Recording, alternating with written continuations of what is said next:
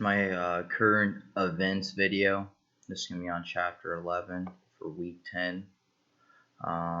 So this is Fair Label Standards Act. That's chapter 11. On October 18th, 2019, California, Santa Clara to pay $2.7 million settlement in overtime lawsuit. Anna Clara has agreed to the $2.7 million settlement and a lawsuit claiming that the city undercalculated overtime pay.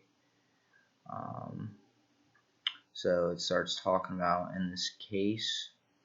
It says Santa Clara turns out to be a major offender of this score. The collective action lawsuit was filed under the Federal Fair Labor Standards Act, FLSA, by a group of firefighters on behalf of about 150 employees.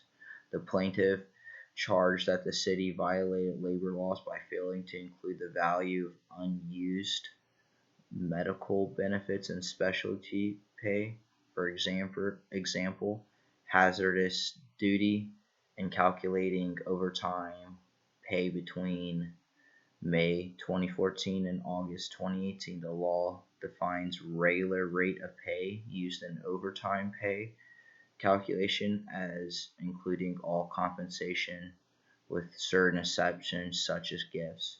A 2016 case rate of pay must be included calculating overtime. The city failed to update its payroll system at this time, did not do so until 2018.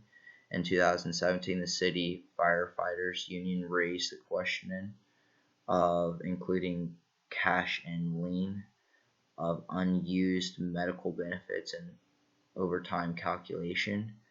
These discussions continued until 2018 without action by the city, according to court documents, at which time the lawsuit was filed. The plaintiff attorney, Dieter, characterized the city's conduct as dragging their feet.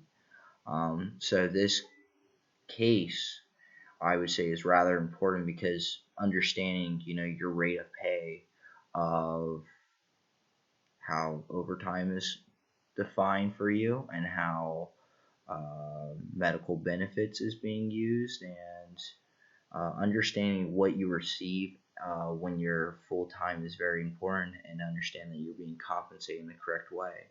I would say that's how that relates to fire departments around us and around my fire department even, because if, say, I work 2 hours of overtime, I want to make sure that I'm receiving the time and a half that I'm supposed to be receiving rather than not being compensated the correct way. So this case does a great job at explaining overtime, and looking at your CBA agreement is very important, and knowing what you are supposed to be receiving is important.